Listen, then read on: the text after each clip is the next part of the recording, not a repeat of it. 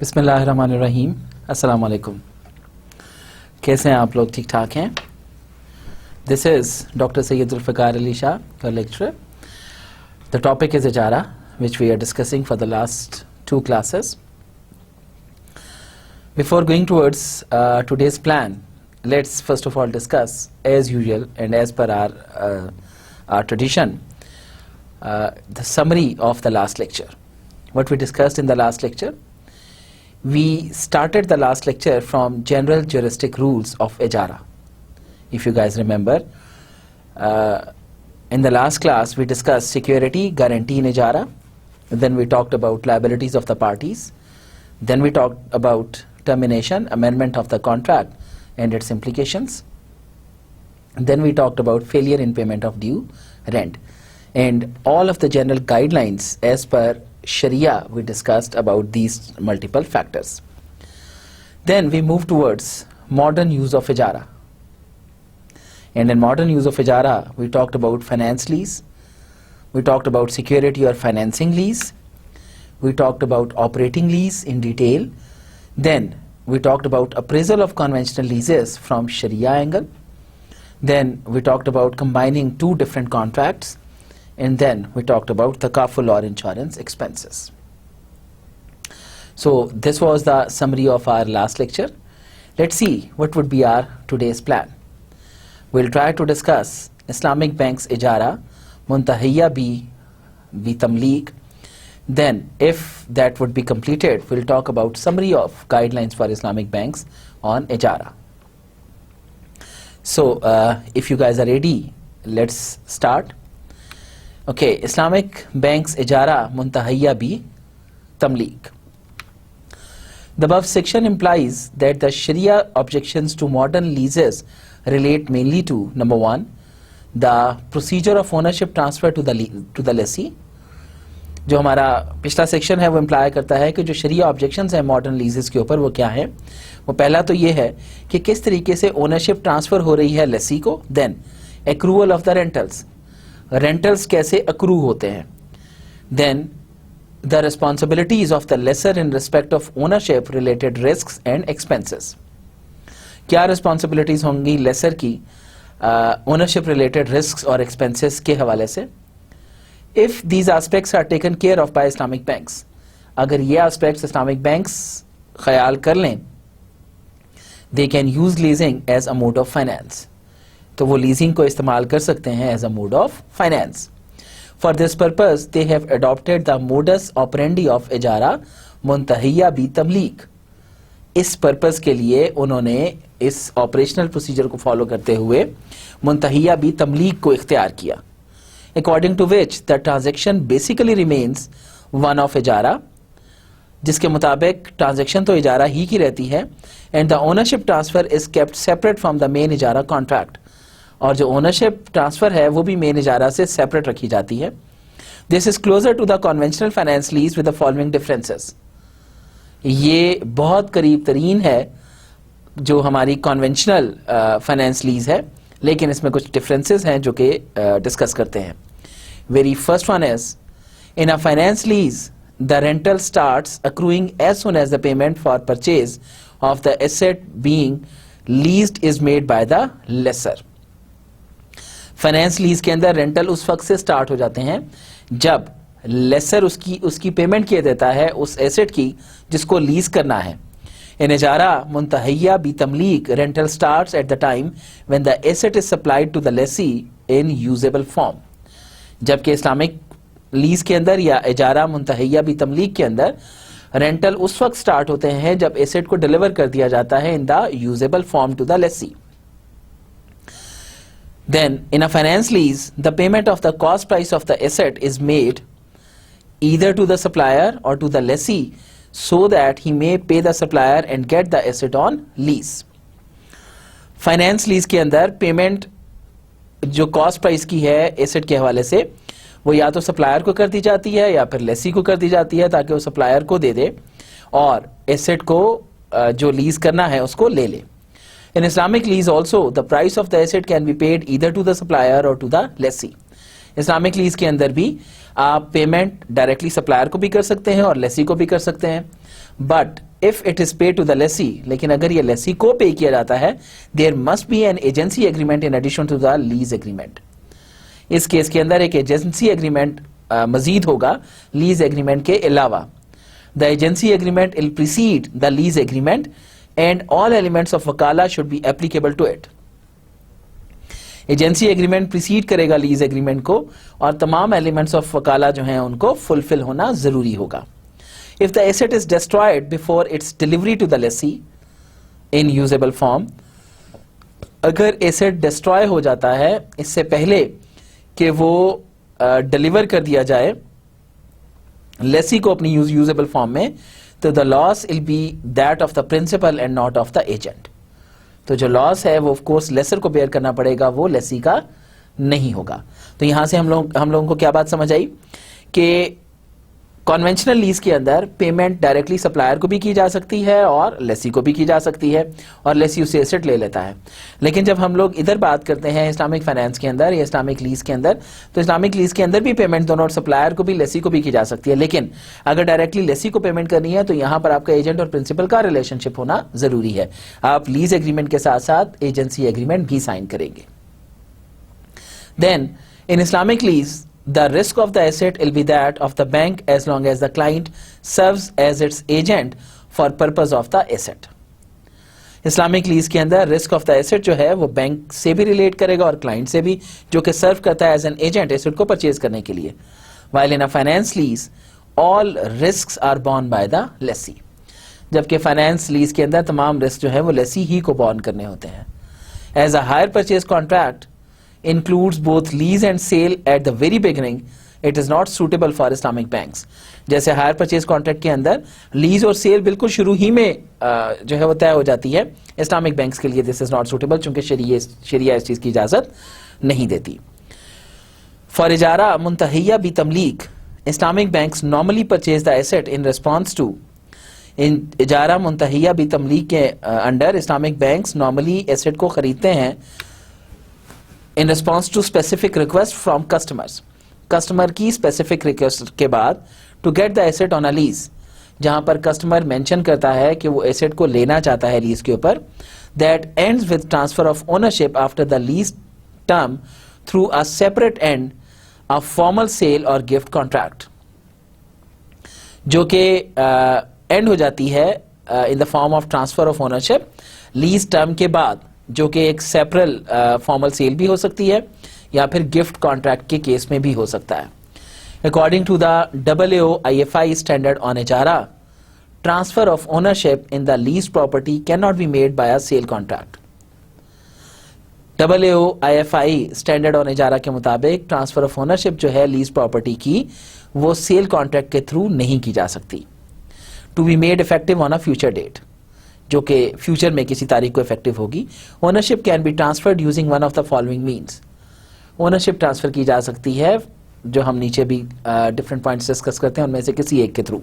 Number 1, by means of a promise to sell for a token और other consideration, और by accelerating the payment of the remaining amount, और by paying the market value of the lease property. किस तरीके से? एक वादा करके इसको बेचने का किसी टोकन मनी के अगेंस्ट, या कोई दूसरी कंसिडरेशन के साथ जिसके अंदर पेमेंट को एक्सेलरेट कर दिया जाए रिमेनिंग अमाउंट की, और या फिर market value of lease property pay off करने के बाद। By promise to give it as a gift, इसको एज ए गिफ्ट भी दिया जा सकता है for no consideration at the end of the lease period, इस वादे के तहत भी। By promise to gift contingent on a particular event, gift करने का के प्रॉमिस के साथ भी, जहां जो कि कंटिंजेंट होगा किसी खास इवेंट के साथ। For example upon the payment of the remaining instalments, मतलब आप ये भी कह सकते हैं कि जनाब ये आपको गिफ्ट हो जाएगा, लेकिन अगर आप रिमेनिंग इंस्टॉलमेंट्स जो है वो पे ऑफ कर देते हैं। The transfer of ownership in all the above forms should be independent of the इजारा contract.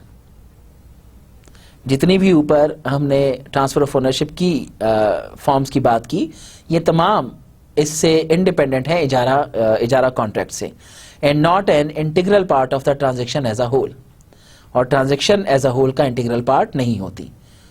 The promise should be unilateral and binding on the promiser, and the other party must have the option not to proceed.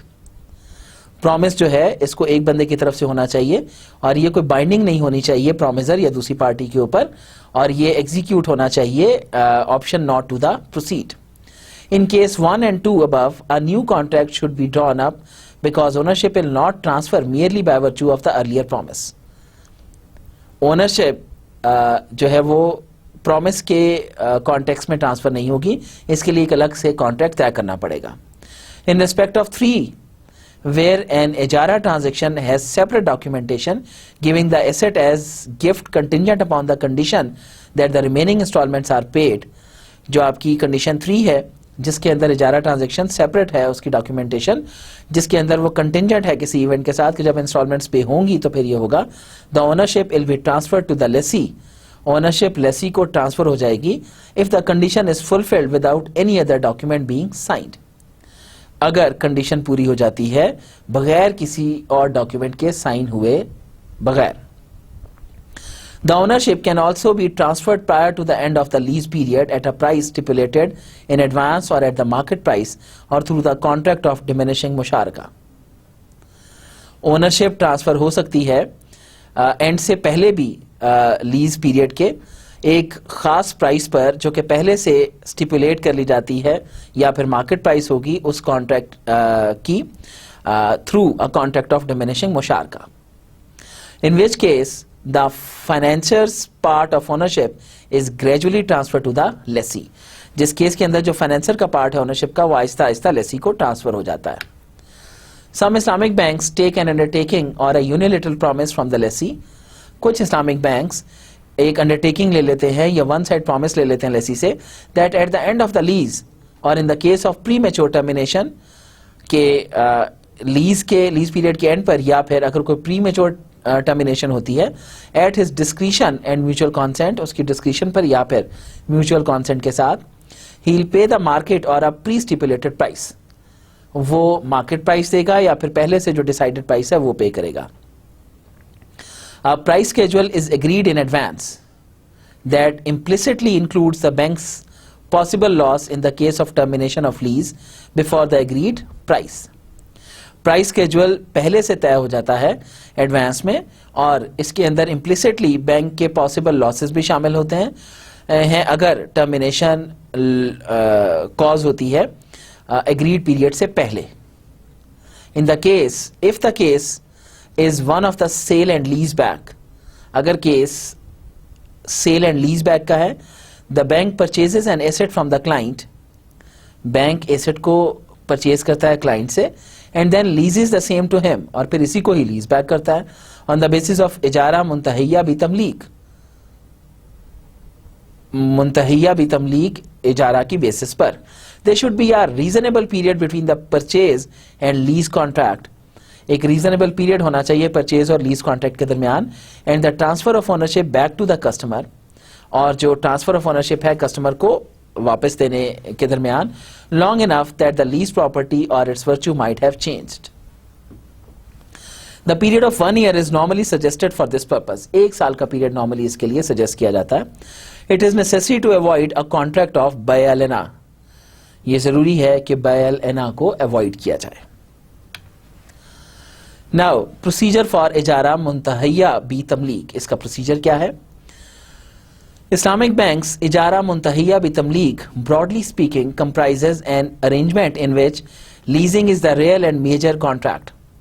Islamic banks की इजारा मुंतहिया बी तमलीक जो है ये एक ऐसे arrangement का नाम है जिसमें लीजिंग की जाती है रियल और मेजर कॉन्ट्रैक्ट के अंदर, which is subject to all the rules of an ordinary इजारा contract where the standard Sharia principles of defining the asset to be leased.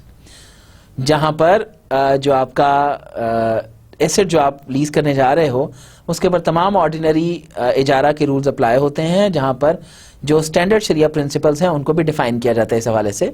It's terms and essential prerequisites of contracts have to be observed. Of course general जो इजारा rules हैं वो तो apply होंगे ही, इसके अलावा जो आपके शरिया प्रिंसिपल्स हैं उनको भी फॉलो किया जाएगा. Islamic banks normally adopt the following procedure to conduct इजारा. remaining within the limits of the Sharia. Islamic banks शरिया के लिमिट्स में मौजूद रहते हुए कुछ ये प्रोसीजर फॉलो करते हैं एसेट को लीज करने का.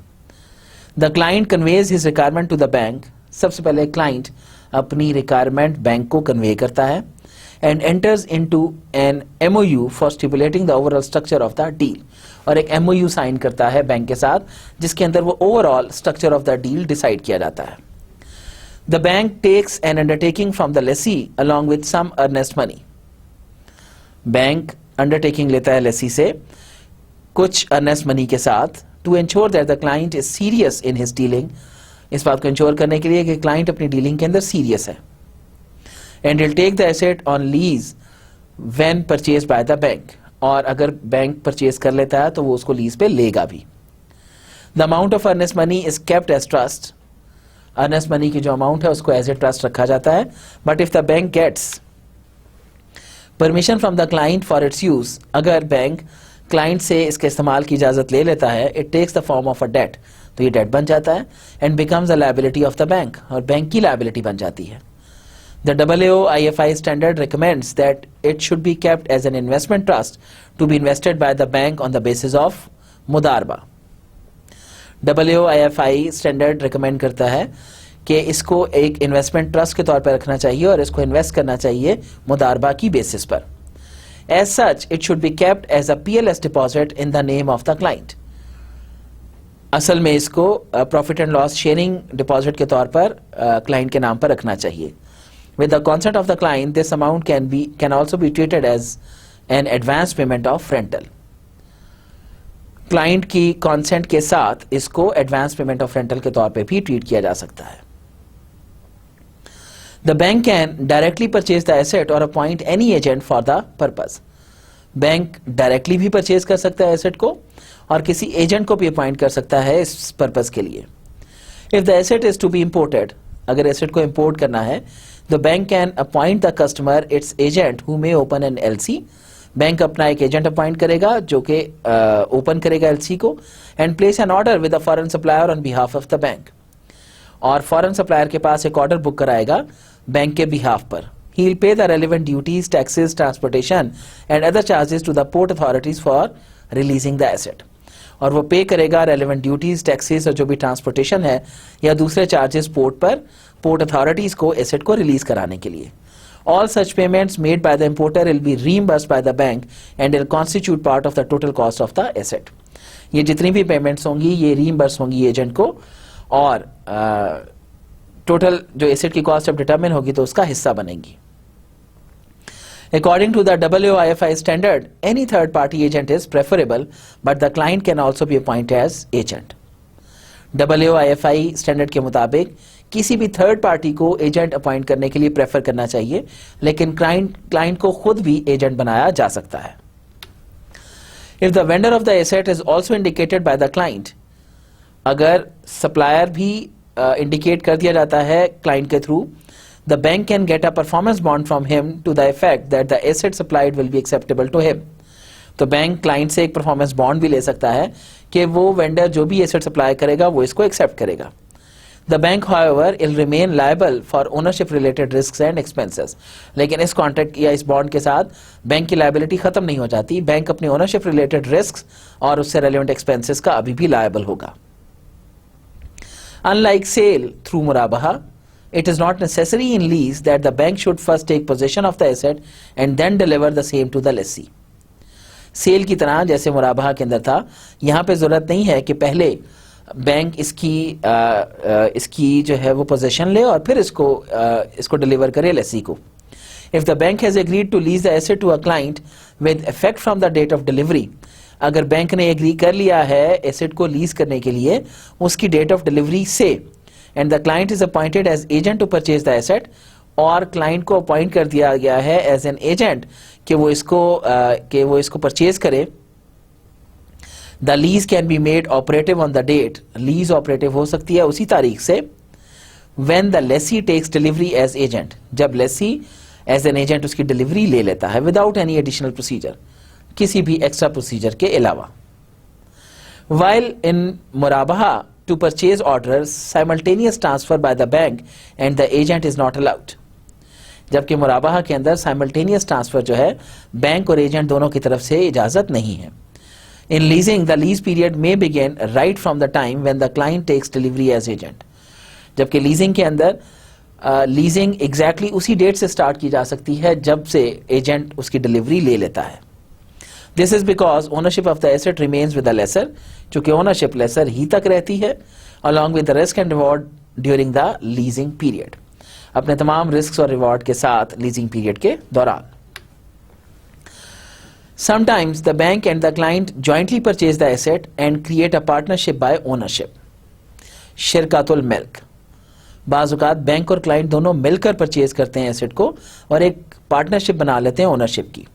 And the bank leases out its share to the client on the principle of diminishing मुशारका, और बैंक अपना शेयर जो है उसको लीज आउट करता है डिमिनिशिंग मुशारका के प्रिंसिपल की बेसिस पर। The rental to be received by the bank should be in proportion to its share, rental जो बैंक रिसीव करेगा वो इसके शेयर के प्रोपोर्शन के मुताबिक होगा ओनरशिप में। Hence if clients periodically purchase any parts of the bank share, अगर क्लाइंट पीरियोडिकली खरीद लेता है बैंक के शेयर को हिस्सों में, the rental should go on decreasing, तो of course rent Aahista Aahista decrease करता चला जाएगा क्योंकि क्लाइंट का शेयर भी आहिस्ता आहिस्ता डिक्रीज हो रहा है। When the asset is purchased bye the bank and taken into its position, जब एसेट खरीदा जाता है बैंक के थ्रू और उसकी पोजीशन ली जाती है, और that of the client serving as agent, या फिर क्लाइंट जो कि एज एन एजेंट सर्व कर रहा है, the formal lease agreement is executed, तो फॉर्मल लीज एग्रीमेंट हो जाता है। Rental starts accruing from this point of time onward if all installation work is complete and the asset is in usable form. Installation work जब complete हो जाता है तो rental वहीं से ही स्टार्ट हो जाता है जब वो उसके यूजेबल फॉर्म में आ जाता है। If the lessee delays in using the asset due to any problem attributable to him, अगर लेसी उसका यूज लेट शुरू करता है, he will have to pay the rental, उसको रेंटल जरूर पे करना पड़ेगा। If the client defaults in paying the rental, अगर क्लाइंट रेंटल पे नहीं कर पाता, the bank can ask for acceleration of payment, तो बैंक पेमेंट की तेजी के लिए भी उसे कह सकता है, provided it is agreed in the lease, अगर ये लीज में एग्री किया गया था। This should be the case of early termination of the lease, ये केस हो सकता है अर्ली टर्मिनेशन का। The bank would take the asset back और the lessee would purchase the asset as per the terms of the agreement, bank अपना asset वापस ले लेगा और जो लेसी है उसको परचेज करना पड़ेगा एसेट को as per terms of the agreement. In the case of foreclosure of security, only the due rent can be deducted and not the rent for the remaining period. और of course इस case के अंदर आपका जो due rent है सिर्फ वो आपको पे करना होगा, जो बाकी रिमेनिंग पीरियड का रेंट है वो आपको पे नहीं करना होगा। The other subsequent contract is a contract for gift or sale. इसके बाद का जो अगला कॉन्ट्रैक्ट है वो कॉन्ट्रैक्ट ऑफ गिफ्ट या फिर सेल होता है, independent of the earlier lease contract, जो कि लीज कॉन्ट्रैक्ट से इंडिपेंडेंट होता है। For transferring ownership title, Islamic banks use any of the three methods described above. Ownership transfer करने के लिए जो ऊपर 3 मेथड्स बताए उनमें से कोई भी मेथड इस्लामिक बैंक अप्लाई कर सकता है। दैट इज प्रॉमिस और अंडरटेकिंग टू सेल, प्रॉमिस या फिर जो अंडरटेकिंग है बेचने का, और purchase by the client and executing a formal sale agreement at the time of the sale, sale के वक्त एक फॉर्मल सेल एग्रीमेंट भी एग्जीक्यूट किया जा सकता है। प्रॉमिस टू गिफ्ट, गिफ्ट करने का प्रॉमिस, या फिर promise to a contingent gift, या फिर प्रॉमिस टू अ गिफ्ट जो कि कंटिंजेंट होगा किसी फ्यूचर इवेंट के साथ। The lessee pays rental that also includes the cost of the asset incurred by the lessor on acquiring the asset. Lessee rentals pay करता है जिसके अंदर कॉस्ट ऑफ द एसेट के साथ साथ वो तमाम कॉस्ट भी शामिल होती हैं जो उस एसेट को एक्वायर करने के ऊपर लगाई गई। Therefore, a part of the rental effectively goes towards buying the leased property. इसलिए एक रेंटल का हिस्सा इफेक्टिवली इस तरफ जाता है जैसे लीज प्रॉपर्टी खरीदी जाएगी। Although legally the whole rent represents rental for use of the asset. जबकि जो आपका पूरा रेंट है वो ऑफ कोर्स वो रेंट रिप्रेजेंट कर रहा होता है सिर्फ उस अमाउंट को जो कि आप लोग उसके इस्तेमाल के बदले में पे कर रहे हो। As the parties can agree on any amount of rental, with mutual consent, चूंकि म्यूचुअल कॉन्सेंट के साथ पार्टीज किसी भी अमाउंट के ऊपर एग्री कर सकती हैं, and the arrangement is equally beneficial for both the parties, और ये अरेंजमेंट दोनों पार्टीज के लिए इक्वली बेनिफिशियल होता है। शरिया scholars have accepted this as शरिया कंप्लाइंट, शरिया स्कॉलर्स इस बात को एज ए शरिया कंप्लाइंट एक्सेप्ट भी करते हैं। As the rental implicitly includes the cost of the asset, चूंकि रेंटल में इम्प्लिसिटली कॉस्ट ऑफ एसेट शामिल होती है, the AAOIFI standard directs that if transfer of property to the lessee is not possible for any reason, AAOIFI standard direct करता है कि अगर transfer of property जो है किसी भी रीजन के तहत पॉसिबल नहीं रहती, लाइक डिस्ट्रक्शन और थेफ्ट ऑफ द एसेट, जिसके अंदर अगर एसेट तबाह हो गया या चोरी हो गया, और if continuity of the lease becomes impossible, अगर लीज की कॉन्टिन्यूटी नामुमकिन हो गई, as per the lease contract without any cause being attributable to the lessee, कोई भी ऐसी वजह जो कि लेसी की तरफ एट्रीब्यूट नहीं होती, the rental should be adjusted based on the prevailing market value, तो रेंटल को एडजस्ट होना चाहिए प्रीवेलिंग मार्केट वैल्यू के against. The difference between the prevailing rate of rental and the rental specified in the contract must be refunded to the lessee, ये जो difference होगा जो कि इनका एग्रीड है और जो प्रीवेलिंग है उसका जो डिफरेंस है वो लेसी को वापस किया जाना चाहिए। If the latter rental is higher than the formal, of course अगर जो बाद वाला है वो पहले वाले से बेहतर है या ज्यादा है। This is to save the lessee from loss having agreed to pay a higher rental compare to the market rental of a similar asset, ये सिर्फ इसलिए किया गया ताकि लेसी को सेव किया जा सके कि कहीं वो मार्केट रेंटल से ज्यादा तो पे नहीं करा, in consideration of the lessor's promise to pass the ownership title, सिर्फ इस कंसिडरेशन के लिए कि उसका प्रॉमिस है कि वो उसको पास ऑन हो जाएगा to him upon expiry of the lease term. It also implies that if the bank has taken takaful cover of the asset, ये भी इसमें शामिल है कि अगर बैंक ने तकाफुल कवर लिया हुआ इस एसेट का, विच normally is the case, the amount receive from the takaful company, जो कि नॉर्मली ये केस होता है कि अमाउंट रिसीव होती है तकाफुल कंपनी से over and above the bank's cost and expenses, bank की कॉस्ट और एक्सपेंसेस से ज्यादा, should be given to the client, वो क्लाइंट को दी जानी चाहिए। There might be some problems in the leasing procedure of Islamic financial institutions that are working without intensive surveillance by Sharia supervisory boards और Sharia scholars. कुछ मसाइल हो सकते हैं इस्लामिक लीजिंग प्रोसीजर के अंदर जो कि ऑफ कोर्स इंटेंसिव सर्वेलेंस में है शरिया सुपरवाइजरी बोर्ड के या शरिया स्कॉलर के, and this practice will have to be discontinued if sharia compliance is the objective, और इसको डिसकंटिन्यू करना पड़ेगा अगर शरिया कंप्लायंस ऑब्जेक्टिव है तो। The conventional hire purchase structure cannot be dubbed Sharia compliant merely by renaming it इजारा मुंतहिया भी तमलीक।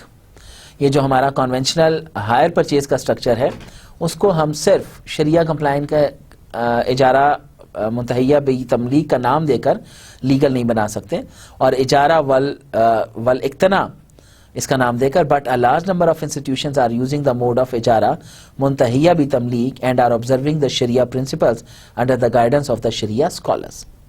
लेकिन एक बहुत बड़ा नंबर ऑफ इंस्टीट्यूशंस है जो कि इजारा मुंतहिया भी तमलीक को फॉलो करते हैं और ऑब्जर्व करते हैं शरिया प्रिंसिपल्स को under the guidance of sharia scholars, इस चीज को शरिया कंप्लाइंट बनाने के लिए।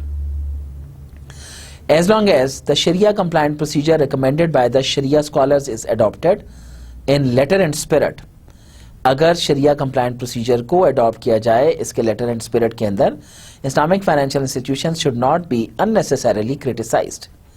तो जो Islamic financial institutions हैं उनके ऊपर बिल्कुल गैर ज़रूरी तनकीद नहीं होनी चाहिए अगर वो Sharia compliance को follow करते हैं। Then there is lease and sale and lease back agreement. In a sale and lease back arrangement, a customer requires finance on the basis of an asset already in his ownership. Sale और lease back agreement के अंदर customer को finance चाहिए होता है अपने उस asset के बारे में जो वो ऑलरेडी ओन करता है। He sells the asset and then takes on rent for his use. वो एसेट को बेचता है और फिर उसको अपने यूज के लिए लीज करा लेता है। This arrangement is legally permissible but ideally should be avoided. इस अरेंजमेंट की कानून तो इजाजत देता है लेकिन इसको आइडियली अवॉइड किया जाना चाहिए। And Islamic banks should not adopt this as a major mode of business, और इस्लामिक बैंक्स को इसको as a major mode of business के तौर पर अडॉप्ट नहीं करना चाहिए.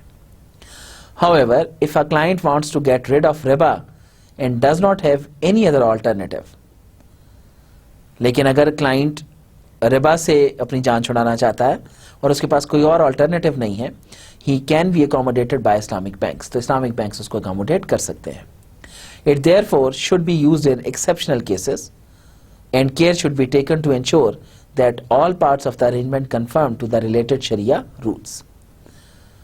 तो इस केस के अंदर एक्सेप्शनल केसेस सिर्फ लिए जाएंगे और एक एक्स्ट्रा केयर इसके अंदर इंश्योर की जाएगी कि शरिया कंप्लायंट रूल्स एंड रेगुलेशंस जो हैं वो फॉलो हो रहे हैं. In case of need it can be use both for financing of a new asset, machinery और इक्विपमेंट. जरूरत के केस के अंदर इसको नए एसेट को फाइनेंस करने के लिए भी इस्तेमाल किया जा सकता है, and for conversion from conventional to Islamic financing. और जो आपका मॉडर्न फाइनेंस है या कन्वेंशनल फाइनेंस है उसको इस्लामिक फाइनेंसिंग में कन्वर्ट भी कराया जा सकता है. The sale agreement must be executed before entering into the lease agreement. Sale agreement को पहले से एग्जीक्यूट होना चाहिए लीज एग्रीमेंट में एंटर होने से पहले. And in order to avoid बायल एना such a lease asset can be sold back to the client only after a. और बायल एना को अवॉइड करने के लिए ये जो एसेट होगा इसको सिर्फ बेचा जा सकता है क्लाइंट को आफ्टर अ रीजनेबल पीरियड, एक खास पीरियड के बाद जो कि नॉर्मली 1 साल का बताया जाता है. Long enough that the lease property और its value might have changed, ताकि जो लीज प्रॉपर्टी या इसकी वैल्यू जो है वो चेंज हो जाए. देन डिस्ट्रक्शन और थेफ्ट ऑफ द एसेट. अगर डिस्ट्रक्शन या थेफ्ट ऑफ द एसेट का केस जनरेट होता है, if the leased asset is totally destroyed, the ijara contract concluded on an identified asset is terminated. अगर lease asset totally तबाह हो जाता है तो इजारा कॉन्ट्रैक्ट जो कि कंक्लूड हो चुका था आइडेंटिफाइड एसेट का वो टर्मिनेट हो जाएगा. The important thing is identified asset. The lease asset is held by the lessee in a fiduciary capacity on behalf of the lessor. Lease asset जो है वो लेसी अपने पास फिडुशियरी कैपेसिटी में अपने पास रखता है लेसर के बिहाफ पर. He will be held liable for any damage और destruction of the lease asset due to his misconduct और नेग्लिजेंस. वो सिर्फ उस केस में लायबल होगा किसी भी डिस्ट्रक्शन का अगर उसकी अपनी नेग्लिजेंस या मिसकंडक्ट की वजह से कोई नुकसान हुआ. इन the case of partial destruction in a manner that impairs the benefits expected from the asset, अगर वो पार्शियली डिस्ट्रॉय होता है कि उससे जो बेनिफिट्स हम ले सकते थे एसेट से वो इम्पेयर हो गए, the lessee can terminate the इजारा कॉन्ट्रैक्ट. तो लेसी इजारा कॉन्ट्रैक्ट को टर्मिनेट कर सकता है यहां पर. The lessee and the lessor may also agree to amend the rental in the case of partial destruction.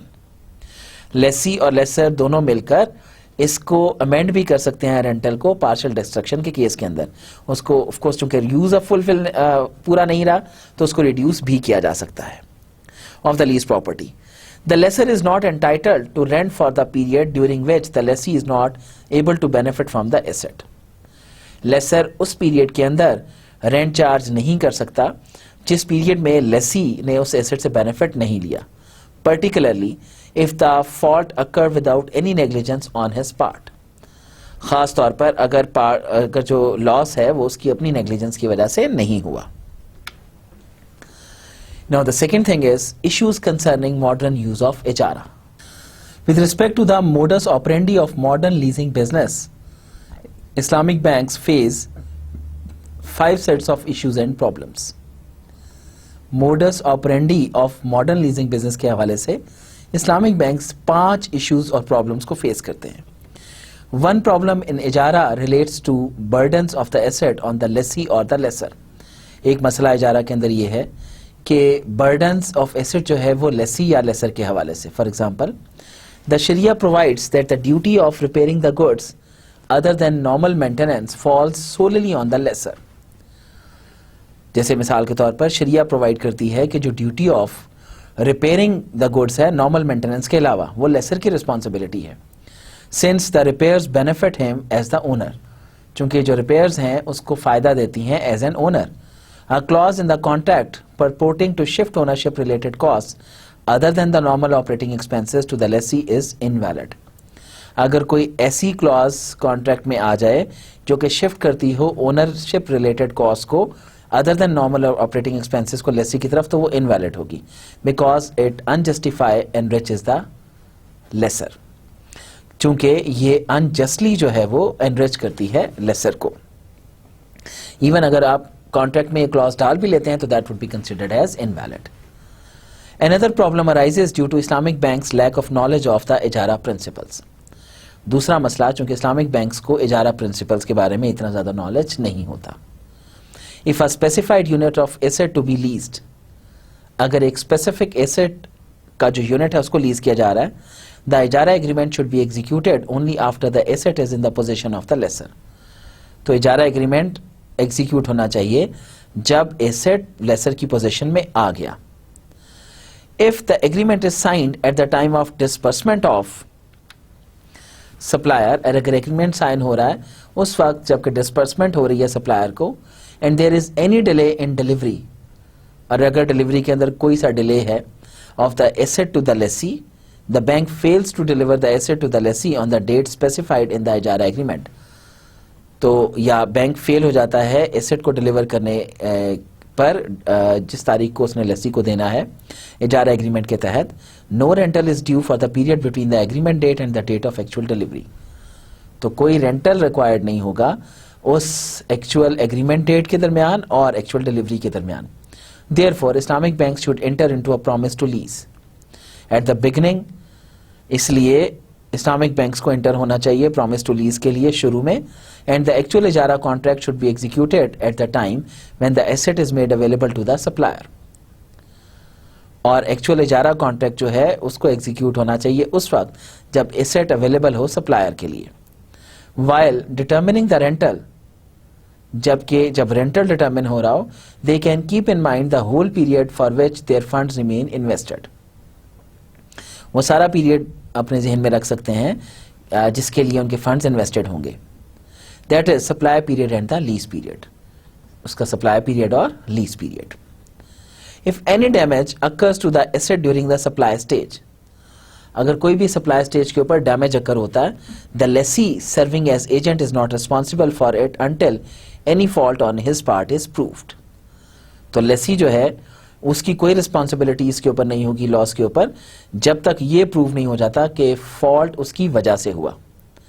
The rental if received in advance, अगर रेंटल एडवांस में रिसीव हो जाता है, शुड बी एडजस्टेड अकॉर्डिंगली, तो उसको accordingly adjust होना चाहिए। Unless it is agreed that the lease be extended by N equivalent period, जब तक ये एग्री हो जाए कि लीज एक्सटेंड हो गई है इक्विवेलेंट पीरियड के लिए after its original expiry date, इसकी ओरिजिनल एक्सपायरी डेट के बाद। Another problem relates to the fact that the usufruct is extended to, एक और प्रॉब्लम जो कि रिलेट करता है इस फैक्ट के साथ कि इसका जो राइट ऑफ यूज है ये एक्सटेंड हो गया फ्यूचर में, and may therefore B risky and unstable, और इसलिए रिस्की भी हो सकता है और अनस्टेबल भी हो सकता है, particularly if the usufruct is reduced materially in the future, खास तौर पे अगर इसका राइट ऑफ यूज जो है वो मटीरियली रिड्यूस हो जाता है फ्यूचर में। In this respect, Islamic law has the provision of cancellation of lease। इस हवाले से इस्लामिक लॉ के पास प्रोविजन होती है लीज को कैंसिल करने की। If any factors or events cause the usufruct to be less than normally expected, अगर जो in this respect Islamic law has the provision of cancellation of lease, तो Islamic law के पास इख्तियार होता है कि वो लीज को कैंसिल कर सके अगर कोई से फैक्टर्स या इवेंट्स जो हैं वो उसके राइट ऑफ यूज को रिड्यूस कर देते हैं उसकी नॉर्मल एक्सपेक्टेशन से।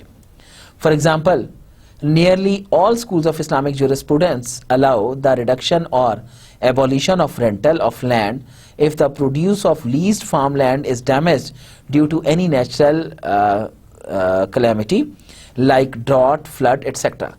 जैसे तकरीबन तमाम स्कूल्स ऑफ इस्लामिक ज्यूरिस्प्रूडेंस जो है वो इजाज़त देते हैं कि रेंटल को रिड्यूस किया जाए, लैंड के केस में लैंड के रेंटल को रिड्यूस किया जाए अगर उसके ऊपर जो चीज़ प्रोड्यूस हो रही थी वो किसी भी नेचुरल डिजास्टर के केस के अंदर रिड्यूस हो गई।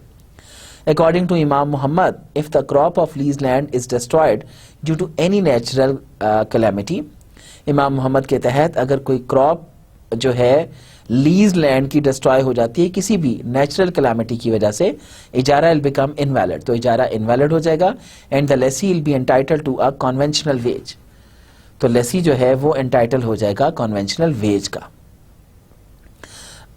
Big problem emerges in the case of a default in payment of rental by the lessee. एक और बहुत बड़ा मसला जो ओरिजिनेट होता है, अगर लेसी डिफॉल्ट कर जाता है अपनी रेंटल पेमेंट के केस में, as a penalty taken for late payment has to be given to charity, और जो पेनल्टी ली जाती है वो चैरिटी को दे दी जाए। Another important aspect is that the general perception that इजारा gives a fixed return to the bank is not correct. एक और जो इंपॉर्टेंट एस्पेक्ट है जो कि जनरल परसेप्शन है लोगों की कि इजारा जो है वो एक फिक्स रेट ऑफ रिटर्न देता है बैंक को, which is not correct. And Islamic banks have to purchase assets for leasing, Islamic bank को एसेट को लीजिंग के लिए खरीदना होता है। They have to pay all expenses incurred in the process of their purchase, उनको सारे खर्चे पे करने पड़ते हैं जो एसेट को परचेज करने के दौरान उन्होंने पे किए, import etcetera.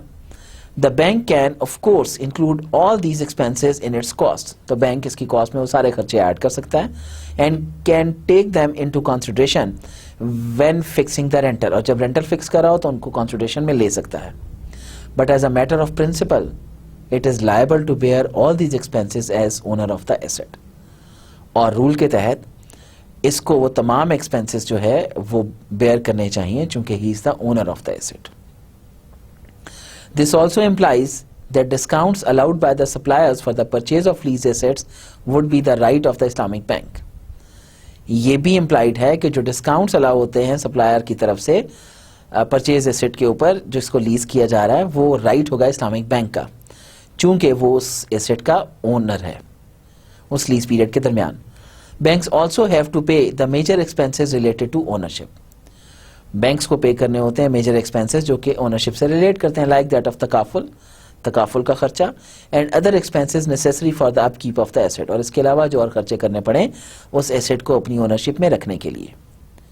A claim received from a takaful company might not be sufficient to cover the loss or expense of repair. जो क्लेम हमें तकाफुल की तरफ से मिलता है शायद वो पूरा ना हो उसके रिपेयर या एक्सपेंसेस के लिए।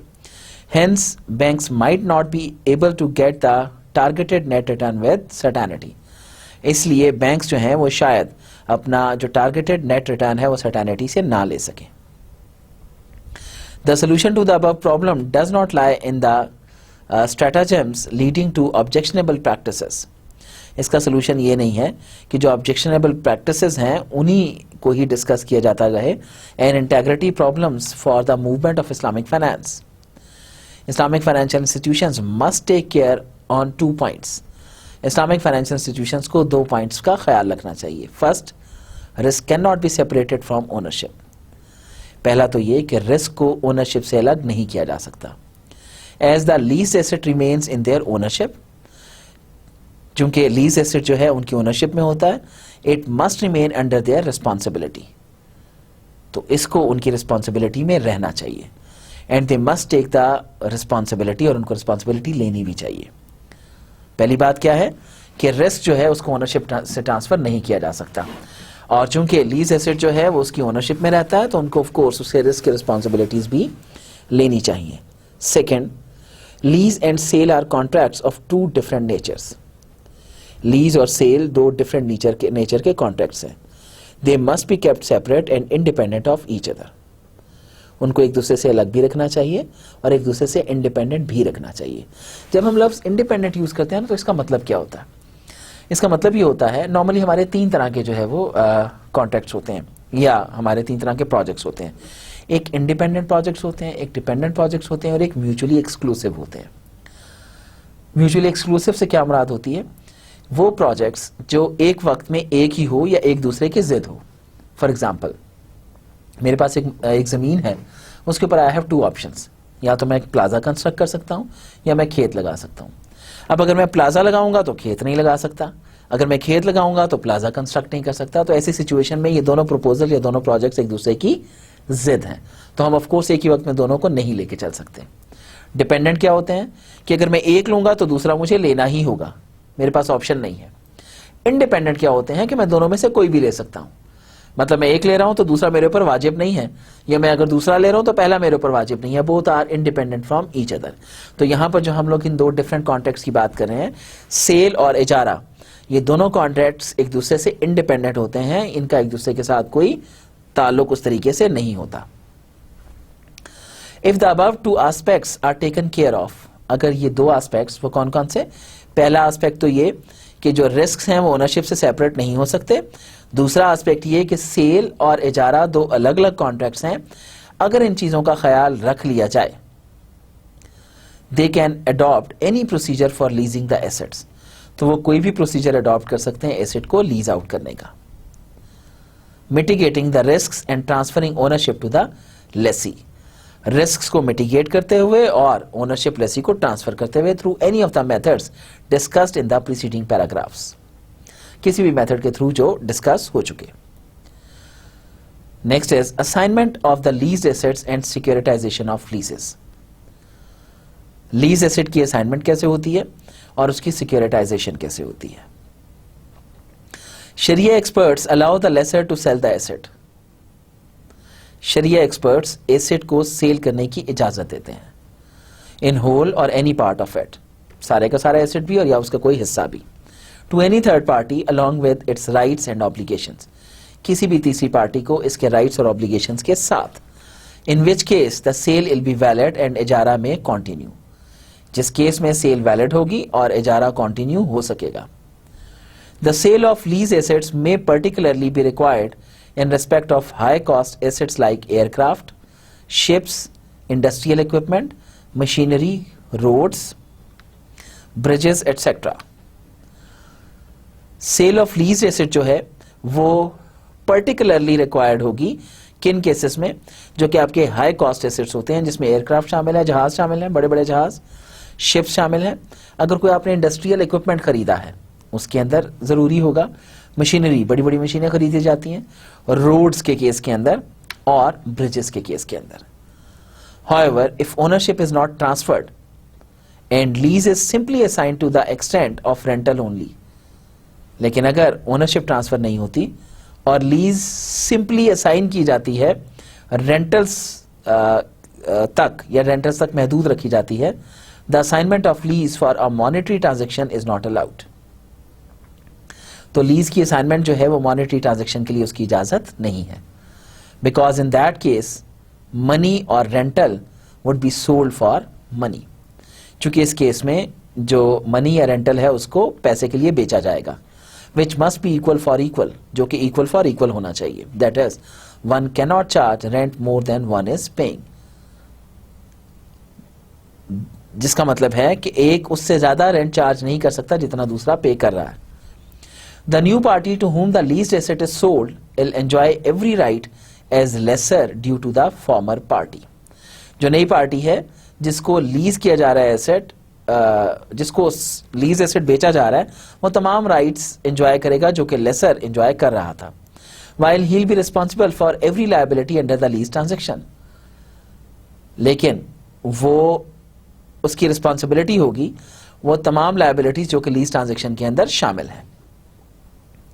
This gives the इजारा technique good potential for securitization, ये इजारा टेक्निक को एक अच्छा पोटेंशियल देता है सिक्योरिटाइज करने का, and creation of a secondary market for investors on the basis of इजारा, और इसके लिए एक सेकेंडरी मार्केट फॉर इन्वेस्टर्स भी तलाश करता है इजारा की बेसिस पर। If the asset is sold to a larger number of investors, अगर एक एसेट बहुत बड़े नंबर ऑफ इन्वेस्टर्स को बेच दिया जाता है, the purchase of a proportion of the asset by each individual may be evidenced by certificates. तो जो इन्वेस्टर्स इसको खरीदेंगे उनका प्रोपोर्शन जो है इस एसेट के अंदर वो एविडेंस्ड होना चाहिए सर्टिफिकेट्स के through, which may be called इजारा सुकूक, जिसको हम इजारा सुकूक बोल सकते हैं, और leasing certificates. The certificates will represent the holders proportionate ownership of physical assets. ये जो सर्टिफिकेट्स होंगे ये रिप्रेजेंट करेंगे उन सर्टिफिकेट होल्डर्स के प्रोपोर्शनेट ओनरशिप को जो कि इस फिजिकल एसेट के ऊपर उनका होगा, टाइड टू द इजारा कॉन्ट्रैक्ट, जो कि इजारा कॉन्ट्रैक्ट के साथ बंधा हुआ है, and the holder will assume the rights and obligations of the owner और लेसर टू दैट एक्सटेंट, और इसका होल्डर या जो सर्टिफिकेट होल्डर है वो अज्यूम करेगा वो तमाम राइट्स और ऑब्लिगेशंस जो कि ओनर या लेसर उस एक्सटेंट तक इस्तेमाल करता है. Certificate holders are also required to maintain the asset in such a manner that lessee is able to derive as much usufruct from it as possible. Certificate holders जो हैं उनकी जिम्मेदारी है कि वो एसेट को इस तरीके से मेंटेन करें कि जो लेसी है वो तमाम बेनिफिट्स या तमाम यूजेस उससे एक्सट्रैक्ट कर सके जो उससे पॉसिबल हैं. देयरफॉर इजारा सुकूक are subject to risks related to real market risks. इसलिए इजारा सुकूक को तमाम रिस्क का सामना होता है जो कि रियल मार्केट के रिस्क हैं arising from potential changes in asset pricing, जो कि एसेट प्राइसिंग में पोटेंशियल चेंजेस की वजह से अराइज होते हैं, and in maintenance and insurance, जो कि मेंटेनेंस और एश्योरेंस की वजह से भी, इंश्योरेंस की वजह से भी, तकाफुल cost, and to the ability and desirability of the lessee to pay the rental installments, और उसकी एबिलिटी और डिजायरेबिलिटी के हवाले से लेसी की जो कि रेंटल इंस्टॉलमेंट्स को पे करने के हवाले से है. In the case of total destruction of the asset, अगर एसेट टोटल डिस्ट्रॉय हो जाता है, सुकूक holders will suffer the loss to the extent of their pro rata ownership. सुकूक होल्डर्स लॉस उतना सफर करेंगे जितना वो प्रो रेटा बेसिस पर पहले उनका ओनरशिप था. हेंस इजारा सुकूक में generate a quasi fix return since there might be default or some unexpected expenses that could not be envisaged in advance. इसलिए इजारा सुकूक जो है वो एक कॉजी फिक्स रिटर्न जनरेट कर सकता है चूंकि आपके जो डिफॉल्ट या अनएक्सपेक्टेड एक्सपेंसेस हैं उनका अंदाजा इन एडवांस नहीं लगाया जा सकता. As such, the amount of rent given in the contractual relationship represented by Ijara Sukuk represents a maximum return subject to deduction on account of unexpected expenses. असल में amount of rent जो है जो कि कॉन्ट्रेक्चुअल रिलेशनशिप में represent की जाती है इजारा सुकूक में, वो रिप्रेजेंट करती है मैक्सिमम रिटर्न को उन तमाम अनएक्सपेक्टेड एक्सपेंसेस को डिडक्ट करने के बाद. लेकिन हम फिर भी इसको फिक्स नहीं बोल सकते, हम इसको क्वाजी फिक्स रिटर्न बोलते हैं. Next is potential of ijara. Ijara is the most important mode for financing operations of Islamic banks for meeting the needs of the retail. इजारा एक बहुत important mode of financing operations है Islamic banks का retail की ज़रूरियात को पूरा करने के लिए. Corporate and public sectors and it has huge as yet unrealized potential. ज़रूरियात कॉर्पोरेट और पब्लिक सेक्टर दोनों की, और इसका ह्यूज येट अनरियलाइज्ड पोटेंशियल मौजूद है. It is used directly for plant and machinery. ये प्लांट और मशीनरी के लिए डायरेक्टली इस्तेमाल होता है. Automobiles, housing, consumer durables etcetera, and indirectly for सुकूक issues by the corporate and government sectors. Directly तो इससे फायदा कैसे लिया जा सकता है कि आप इसे plant and machinery, automobiles, housing, consumers durables, इनको आप लीज करा सकते हैं, और इनडायरेक्टली आप जो सुकूक इशू करते हैं उसको कॉर्पोरेट और पब्लिक सेक्टर को जवाब देते हैं. इजारा is conducive to the formation of fix assets and medium and long term investments in the economy. इजारा कंड्यूसिव है फिक्स एसेट्स और medium and long term investments economy में जनरेट करवाने के लिए. The potential is by dint of a number of features of ijara as given below. Number 1, payment of ijara rental can be unrelated to the period of taking usufruct by the lessee. Payment of ijara rental जो है वो unrelevant है period of taking right of use जो है lessee के साथ. That is, it can be made before the beginning of the lease period. इसको lease period के शुरू होने से पहले भी पे किया जा सकता है, ड्यूरिंग द पीरियड और आफ्टर द पीरियड, उसके दरमियान भी पीरियड के और पीरियड के बाद भी, as the parties may mutually decide, parties जैसे आपस में डिसाइड कर लें. Accrual of rent however is based on the possibility of usage of the asset by the lessee. लेकिन ये रेंट कब अक्रू होना शुरू होगा, ये बेस करता है उसकी पॉसिबिलिटी ऑफ यूजेज के ऊपर कि वो लेसी कब एसेट की यूजेज को स्टार्ट करेगा. Ijara can be contracted on an existing asset or a building and even an asset that is yet to be constructed. इजारा कॉन्ट्रैक्ट किया जा सकता है एग्जिस्टिंग एसेट के ऊपर, किसी बिल्डिंग के ऊपर या किसी ऐसे एसेट के ऊपर जिसको भी कंस्ट्रक्ट करना है, as long as it is fully described in the contract, जहां तक ये फुली डिस्क्राइब होता है कॉन्ट्रैक्ट के अंदर, and is not for identified items, और आइडेंटिफाइड आइटम्स के लिए नहीं है, provided that the asset and the rent both are clearly known to the parties at the time of the contract, जब तक जो एसेट और उसका रेंट है वो दोनों क्लियरली आइडेंटिफाई नहीं हो जाते दोनों पार्टीज को। द इजारा रेट कैन बी फिक्स्ड और फ्लोटिंग, इजारा का रेट फिक्स भी हो सकता है और फ्लोटिंग भी हो सकता है, provided a clear formula is mutually agreed with a floor and a cap. अगर क्लियर फार्मूला डिसाइड कर लिया जाता है म्यूचुअली एग्रीमेंट के साथ, और कैप और फ्लोर दोनों लगा दिए जाते हैं। कैप और फ्लोर से क्या मुराद कि मैक्सिमम कहां तक जा सकता है और मिनिमम कहां तक जा सकता है। Rental has to be stipulated in clear terms for the first term of lease, rental को क्लियर कट बताना जरूरी है पहली लीज टर्म के लिए कि पहला लीज कितना होगा, उसके बाद रेट जो है वो फ्लोटिंग हो सकता है। And for future renewable term it could be constant, और फ्यूचर रिन्यूएबल टर्म्स के लिए भी कांस्टेंट हो सकते हैं, इंक्रीजिंग और डिक्रीजिंग बाय बेंचमार्किंग। ये जब हम इसको फ्लोटिंग बना रहे हैं तो ये इंक्रीज या डिक्रीज भी कर सकता है बेंचमार्क के साथ। होल्डर्स ऑफ इजारा सुकूक jointly acquire ownership in the asset, इजारा सुकूक के होल्डर्स जो हैं वो इकट्ठे एक्वायर करते हैं ओनरशिप को एसेट की। बेयर द प्राइस रिस्क्स, ये प्राइस रिस्क बेयर करते हैं, and the ownership related cost, और ओनरशिप रिलेटेड कॉस्ट को भी बेयर करते हैं, and share its rent by leasing it to any user, और इसका रेंट भी शेयर करते हैं किसी भी यूजर को लीज करने के बाद।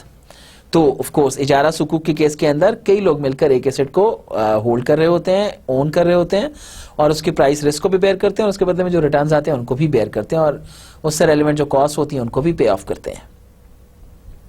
The flexibility described above can be used to develop different contracts and sukuk that may suit different purposes of issuers and holders.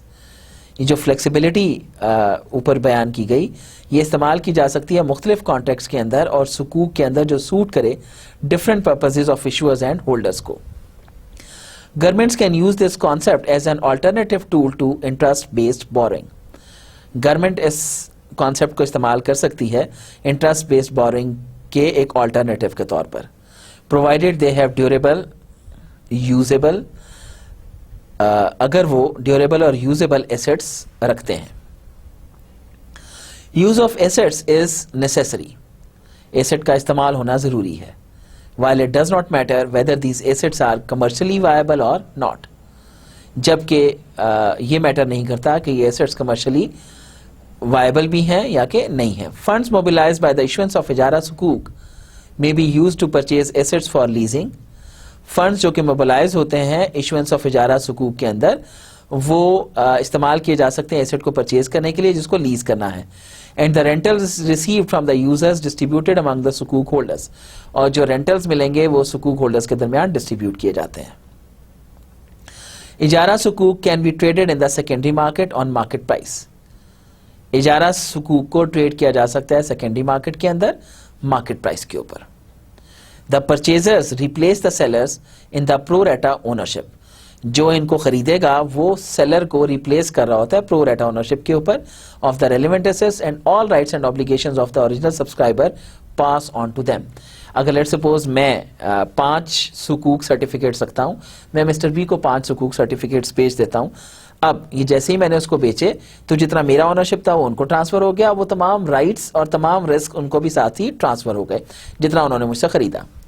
Hence, they may help in solving the problems of liquidity management faced by the Islamic banks and financial institutions.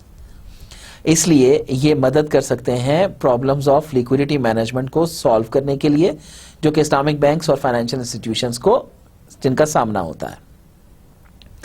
Hence, Ijara has great potential for financing public sector projects without the involvement of interest. इसलिए इजारा में बहुत बड़ा potential शामिल है, potential मौजूद है public sector financing के लिए, वो प्रोजेक्ट्स विदाउट इंटरेस्ट इन्वॉल्व किए हुए। इजारा सुकूक और certificates can be issued to raise funds from the primary financial market for projects to be started afresh. इजारा सुकूक सर्टिफिकेट्स जो हैं वो इशू किए जा सकते हैं फंड रेजिंग के लिए प्राइमरी फाइनेंशियल मार्केट के अंदर उन प्रोजेक्ट्स के लिए जिनको अलग से फ्रेश किया जाए, फ्रेशली स्टार्ट किया जाए, और they can be issued against already existing projects. वो बिल्कुल पहले जो फ्रेश प्रोजेक्ट्स हैं उनके लिए भी इशू किए जा सकते हैं और एग्जिस्टिंग प्रोजेक्ट्स के लिए भी। They can also be sold in the secondary market at a price to be determined by the market. ये सेकेंडरी मार्केट में भी बेचे जा सकते हैं उस प्राइस के ऊपर जो कि मार्केट में ऑलरेडी ट्रेड हो रही है। तो यहाँ पर हम लोगों ने थोड़ा सा और आगे मूव करने से पहले let's have a clear cut idea about the primary market and secondary market. तो प्राइमरी कैपिटल मार्केट्स हमारी वो मार्केट्स होती हैं जहां पर कंपनी या कोई भी शेयर इशूइंग अथॉरिटी पहली दफा या सब्सिक्वेंटली जनरल पब्लिक के साथ डायरेक्टली इंटरेक्ट करती है। मतलब कोई फिजिकल मार्केट एग्जिस्ट नहीं करती। जब आप लोग इशू करते हैं अपने शेयर्स को और जनरल पब्लिक को इशू करते हैं, वो आपकी जो है वो प्राइमरी मार्केट कहलाती है। सेकेंडरी मार्केट वो होती है जहां पर ऑलरेडी इशूड सर्टिफिकेट्स आपके लिस्टेड कंपनीज जो हैं उस जगह के ऊपर आपस में बायर्स और सेलर्स उसके जो है वो आपस में ट्रेड कर रहे होते हैं। यहाँ पर कंपनी इन्वॉल्व नहीं होती। तो डिफरेंस क्या हुआ? प्राइमरी मार्केट वो होती है जहां पर कंपनी या share issuing authority general public के साथ कम्युनिकेट करती है। अब जब जनरल पब्लिक के अंदर शेयर्स आ गए, अब वो मिस्टर ए ने बी को बेचना है, बी ने सी को बेचना है, कंपनी इन्वॉल्व नहीं है। ये वाला जो काम होगा that would be done in secondary market. और इसका एक और कैरेक्टरिस्टिक होता है कि सेकेंडरी मार्केट हम उसको बोलते हैं जिसकी प्रॉपर गाइडलाइंस होती हैं और वो लिस्ट कराती है डिफरेंट सिक्योरिटीज को। तो अभी तक जो हमने ये प्राइमरी और सेकेंडरी के हवाले से देखा, जो हमारा इजारा का पोटेंशियल था वो आप लोगों को अब ज्यादा अच्छे तरीके से समझ आएगा। Suppose government intends to build an airport but is short of funds. फर्ज करें एक गवर्नमेंट एयरपोर्ट बनाना चाहती है लेकिन इसके पास फंड्स नहीं है। It may sign a contract with a contractor to build the airport. ये एक कॉन्ट्रैक्ट साइन कर सकते हैं कॉन्ट्रैक्टर के साथ एयरपोर्ट बिल्डअप करने का, but at the same time it may undertake to lease the airport and sell it to the public by issuance of इजारा सुकूक। लेकिन ये उस वक्त में भी एक एयरपोर्ट को लीज भी करा सकते हैं और इजारा सुकूक को इशू कर सकते हैं। The value of the lease equal to or greater than the cost of construction will be divided over a large number of ijara sukuk certificates of different denominations and maturities. तो जो value of the lease होगी उसको divide कर दिया जाएगा एक large number of सुकूक certificates के अंदर, जिनकी वैल्यूज या मैच्योरिटीज जो हैं वो ऑफ कोर्स डिफरेंट हो सकती हैं। In other words, different investors may participate in the lease contract for different periods. दूसरे लफ्जों में डिफरेंट इन्वेस्टर्स जो हैं वो लीज कॉन्ट्रैक्ट में पार्टिसिपेट कर सकते हैं मुख्तलिफ पीरियड्स के लिए। The government will pay the contractor from the proceeds of the सुकूक। गवर्नमेंट कॉन्ट्रैक्टर को पे करेगी उन पैसों में से जो सुकूक को इशू करने के बदले में इनके पास आएंगे। The government is not obliged to pay investors anything different from the actual income from the facility. Government की जिम्मेदारी नहीं है कोई भी ऐसी चीज इन्वेस्टर को पे करने की जो कि डिफरेंट हो उसकी एक्चुअल इनकम से। तो आज का लेक्चर यहां तक ही रखते हैं। उम्मीद है आप लोगों को समझ आया होगा, जिसके अंदर हम लोगों ने इस्लामिक बैंक से इजारा मुंतहिया बी तमलीक के ऊपर डिटेल के अंदर बात की। तो before winding up the lecture let's have a summary कि आज हम लोगों ने क्या किया। तो we talked about Islamic banks इजारा मुंतहिया बी तमलीक, जिसके अंदर हम लोगों ने सबसे पहले प्रोसीजर फॉर इजारा मुंतहिया बी तमलीक और जो इसके इश्यूज थे कंसर्निंग मॉडर्न यूज ऑफ इजारा के ऊपर, उनके ऊपर बात की। तो हम लोगों ने इस्लामिक बैंक्स इजारा मुंतहिया बी तमलीक के ऊपर बात की, जिसके अंदर सबसे पहले we talked about procedure for इजारा मुंतहिया बी तमलीक के इजारा मुंतहिया बी तमलीक का प्रोसीजर क्या होना चाहिए, कैसे जो है वो लीजिंग अडॉप्ट करनी चाहिए शरिया कंप्लाइंट। फिर हमने बात की issues concerning modern use of इजारा। मॉडर्न यूज ऑफ इजारा से रेलिवेंट कौन कौन से इश्यूज आर देयर। फिर हमने बात की assignment of the lease assets and securitisation of the leases, कि लीज एसेट्स को कैसे असाइन किया जा सकता है और उनकी सिक्योरिटाइजेशन कैसे की जा सकती है। फिर हम लोगों ने पोटेंशियल ऑफ इजारा के ऊपर बात की, जिसके अंदर हम लोगों ने सुकूक इजारा के ऊपर डिटेल में बात की कि how that can be issued और उसके अंदर कौन कौन से पोटेंशियल शामिल हैं। उम्मीद है आप लोगों को आज का लेक्चर समझ आया होगा और आप लोगों ने इसको एंजॉय भी किया होगा। तो इस उम्मीद के साथ आपसे इजाज़त चाहता हूं कि अगर ज़िंदगी रही तो अगले लेक्चर में फिर मुलाकात होगी। अपना बहुत ज़्यादा ख्याल रखिएगा। अल्लाह हाफ़िज़।